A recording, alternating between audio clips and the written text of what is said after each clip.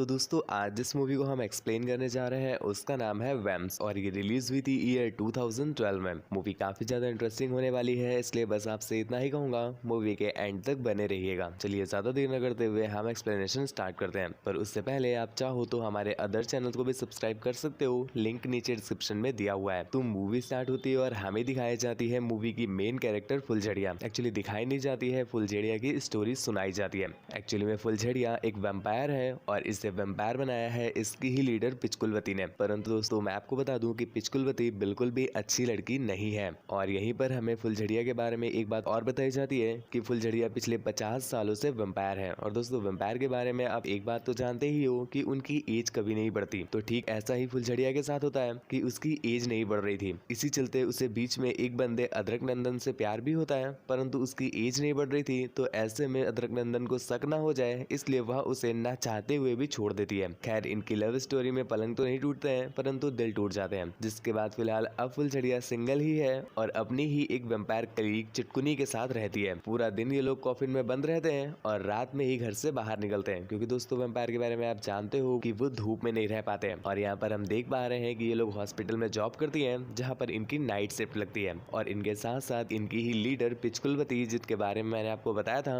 वो भी इनके साथ ही काम करती है। तो एक दिन हम देखते हैं पिचकुलवती ने इनके लिए कोई नई ड्रेस बनाई थी जो इन्हें ट्राई करने के लिए देती है। और इसी बीच हमें एक बात और बताई जाती है कि ये जो वैम्पायर्स हैं ये अपने आप को मिरर में नहीं देख सकते हैं। खैर ये लोग जब काम कर रहे थे तो पिचकुलवती ने पिज्जा मंगवाया। अब दोस्तों आप सोच रहे होगे कि वैम्पायर होकर के वो पिज्जा कैसे खा सकती है। तो दोस्तों उसने पिज्जा खाने के लिए पिज्जा नहीं मंगवाया था, बल्कि उसने केले खाने के लिए पिज्जा मंगवाया था। अब वो कैसे, वो आगे देखो। जब पिज्जा डिलीवर करने के लिए डिलीवरी बॉय आता है तो पिचकुलवती उसे अपने कमरे में ले जाती है। अब जिन्हें अभी तक नहीं समझ में आया क्या हुआ, वो जाकर के पोगो देखें। खैर इसके अगले ही दिन हमें उसी पिज्जा डिलीवरी बॉय की बॉडी मिलती है, जिसको पार्ट पार्ट करके काट दिया गया था। अब दोस्तों उसका चेहरा देख करके तुम समझ पा रहे होगे उसने कितनी गहराइयों तक झांक लिया होगा। खैर उसी दिन जो फुलझड़िया की फ्रेंड वैम्पायर है चुटकुनी, वो जब अपनी क्लास में थी तो यहाँ पर उसे एक बंदा लबरेलू, जो कि उसे काफी ज्यादा पसंद करता है, वो उससे लबर लबर करने लगता है और उससे कहता है कि आज शाम को हम लोग डेट पर जा सकते हैं, जिस पर वो हाँ कर देती है। खैर इनका ये कार्यक्रम यहाँ पर चल रहा था। दूसरी तरफ हम फुलझड़िया को देख पाते हैं जो कि अपने हॉस्पिटल में आई हुई थी, परंतु तभी उसे अदरक नंदन नजर आ जाता है। दोस्तों अदरक नंदन को आप भूल तो नहीं गए, ये वही बंदा है जिसके साथ फुलझड़िया ने काफी सालों पहले इश्क लड़ाया था। और यहाँ पर जब वो फुलझड़िया को देखता है तो एक नजर में ही पहचान जाता है, परंतु फुलझड़िया उससे जान बचा करके भाग रही थी, क्योंकि अदरक नंदन अगर उसे देख लेता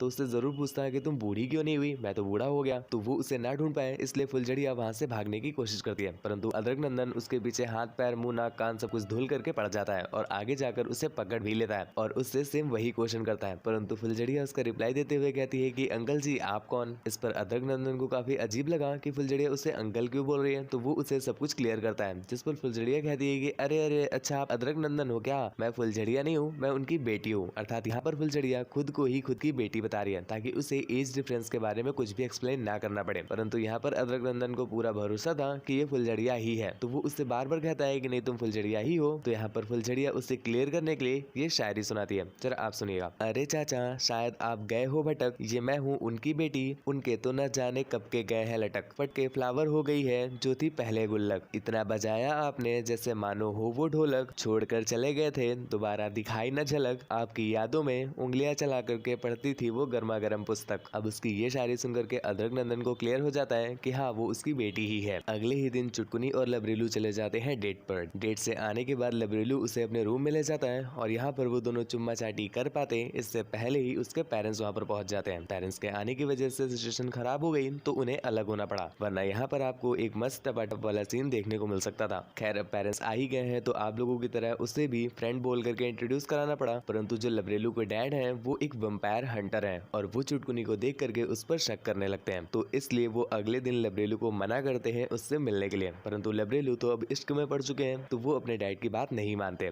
जिस पर उसके डैड उसे प्रूफ देने के लिए उससे कहते हैं कि तुम्हें चुटकुनी को डिनर पर बुलाना चाहिए। लबरेलू भी उनकी बात मान करके चुटकुनी को डिनर पर बुला लेता है और यहाँ पर उनकी बातों ही बातों में बता देता है कि मेरे डैड इतने बड़े तूतिया हैं कि वो तुम्हें एक वैम्पायर समझ रहे हैं, पता नहीं आजकल के बूढ़े लोग कौन सा माल फूक रहे हैं। ये बात जब चुटकुनी को पता चली तो वो काफी सदमे में आ जाती है, क्योंकि उसे समझ आ जाता है कि उसकी बॉडी के कलर की वजह से वो उसे वैम्पायर समझ रहे होंगे, तो वो अपनी बॉडी पर एक तरह का पेंट करवा कर पहुंच जाती है। और जब लबरेलू ने उसे अपने घर में ऐसे देखा तो बेचारा काफी ज्यादा शॉकिंग फील करता है, परंतु इश्क में अंधे आशिक को कभी भी परी लगती है। तो यहाँ पर अपने लबरेलू को भी खास खास फर्क नहीं पड़ता और वो कहता है चुटकुनी तुम तो हमेशा ही अच्छी लगती हो। जिसके बाद वो सभी लोग डिनर करने लगते हैं। डिनर करते समय चुटकुनी के खाने में अचानक से एक लहसुन आ जाता है। अब जिस तरह से कुछ इंसानों को लूडो नहीं पसंद होता, ठीक उसी तरह से कुछ वेम्पायर्स को लहसुन नहीं पसंद होता। इसीलिए चुटकुनी की डिश में जब लहसुन आता है तो वो उसे बाहर फेंक देती है। इस पर उसके डैड बोलते भी हैं कि तुमने लहसुन को क्यों नहीं खाया, तो वो तरह तरह के बहाने मारने लगती है। ये देख करके लाइब्रेरी को बहुत गुस्सा आता है कि वो उसके साथ अभी भी इन्वेस्टिगेशन कर रहा है, मतलब उन्हें अभी भी शक है कि ये एक वैम्पायर है। तो वो गुस्से में वहां से चला जाता है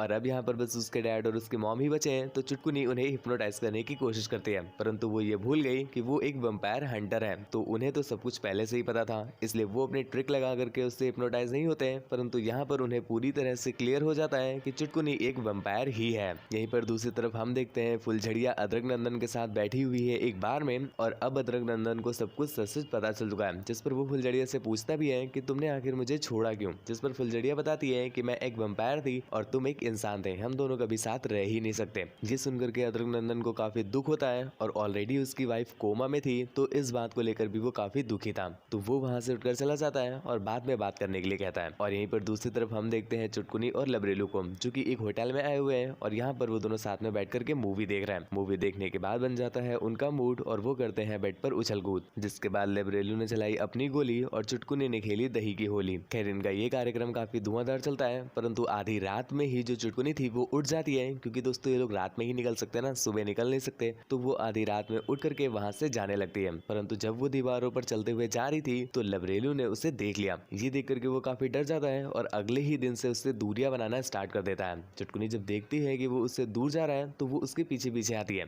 यहाँ पर बेचारा अपना लबरेलू काफी डर रहा था, तो वो उससे बचने की कोशिश करता है, परंतु चुटकुनी उसे किसी तरह से रोकती है, समझाती है, बुझाती है, चटाती है, पुछाती है। जिसके बाद उसे थोड़ा सा उस पर विश्वास हो जाता है और वो दोनों साथ में रहने लगते हैं। जिसके बाद अगले सीन में हम लोग देखते हैं कि वो दोनों साथ में ही कॉफिन से उठ रहे हैं, मतलब कॉफिन के अंदर ही इन लोगों ने पेलन कार्यक्रम कर लिया है। परंतु कॉफिन से निकलते ही चुटकुनी को उल्टियां होने लगती हैं। अब मेरे भैया समझ जाओ खुशखबरी आने वाली है। खैर इसके बाद ये दोनों जब कहीं पर जा रही थी तभी इनकी जो लीडर थी पिचकुलवती वो इन्हें बुलाती है। अब दोस्तों वो लीडर है तो उनके कहने पर जाना ही पड़ेगा, तो ये दोनों उसके कहने पर वहां पर पहुंच जाती हैं। और यहाँ पहुंच करके इन्होंने देखा कि पिचकुलवती ने पूरे रेस्टोरेंट के लोगों को ही निपटा दिया है और उनका खून पी लिया है। अब दोस्तों इनका तो अलग ही लॉजिक है, हम लोग रेस्टोरेंट जाते हैं कुछ खाने के लिए, ये रेस्टोरेंट जाती है रेस्टोरेंट वालों को खाने के लिए। खैर बाकी सब तो निपट गए थे, परंतु एक जो वेटर था वो थोड़ा थोड़ा सा बचा हुआ था। तो जो अपनी चुटकुनी और फुलझड़िया थी वो दोनों उसे हॉस्पिटल ले जाती है। दोस्तों यहाँ पर हम देख पाते हैं कि चुटकुनी और फुलझड़िया लोगों को मारना बिल्कुल भी पसंद नहीं करती है। खैर एक दिन इन दोनों को पता चलता है कि जो चुटकुनी है वो प्रेग्नेंट हो गई है। एक्चुअली दोस्तों उस दिन कैफिन में इन दोनों ने बांसुरी बजा दी थी, इसी वजह से चुटकुनी प्रेग्नेंट हो गई है। परंतु दोस्तों ये वैम्पायर है तो ये बर्थ नहीं दे सकते। जिस पर फुलझड़िया अपने एक दूसरे लीडर से जाकर के पूछती है कि ऐसी कंडीशन में क्या करना चाहिए। जिस पर वो लीडर बताता है कि अगर तुम अपने लीडर को मार दो तो उस लीडर ने जितने भी लोगों को वैम्पायर बनाया होगा वो सभी लोग वापस इंसान बन जाएंगे। अर्थात जो पिचकुलवती है उसे मारने पर चुटकुनी और फुलझड़िया दोनों ही इंसान बन जाएंगे, और अगर वो इंसान बन जाएंगे तो सीधी सी बात है कि वो प्रेगनेंसी में बर्थ भी दे पाएंगे।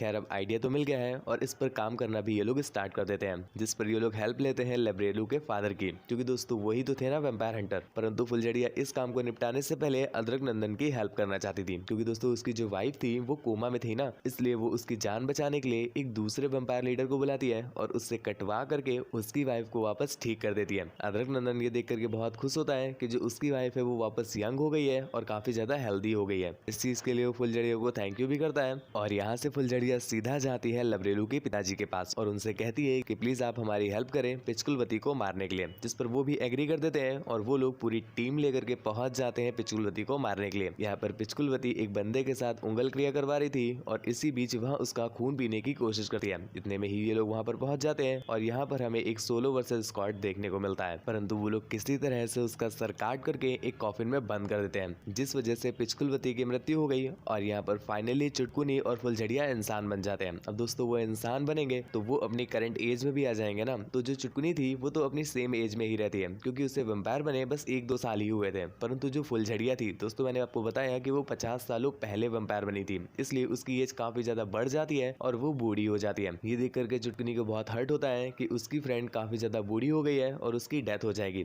जिसके बाद फुलझड़िया उससे रिक्वेस्ट करती है कि वो उसे शहर के बीचों बीच ले जाए। और अगली सुबह जब वो लोग शहर के बीचों बीच पहुंचते हैं तो वहीं पर फुलझड़िया राख में बदल जाती है, क्योंकि दोस्तों उसकी एज काफी ज्यादा हो गई थी। खैर मूवी के एंडिंग में हमें दिखाया जाता है 10 सालों बाद का समय। यहाँ पर चुटकुनी और लबरेलू अब एक साथ ही रहते हैं, इनकी शादी हो चुकी है और उनकी एक बच्ची भी है, जिसके साथ ही ये मूवी यहीं पर एंड हो जाती है। दोस्तों मूवी आपको कैसी लगी हमें नीचे कमेंट सेक्शन में जरूर बताइएगा, और इससे भी ज्यादा तगड़ी तगड़ी मूवीज को देखना चाहते हैं तो हमारे अदर चैनल्स को सब्सक्राइब कर लीजिए, लिंक नीचे डिस्क्रिप्शन में दिया हुआ है। मुझसे बात वगैरह करना चाहते हैं तो इंस्टाग्राम पर फॉलो करके मैसेज कर दीजिएगा, उसका भी लिंक नीचे डिस्क्रिप्शन में दिया हुआ है। Thank you, bye bye, signing of.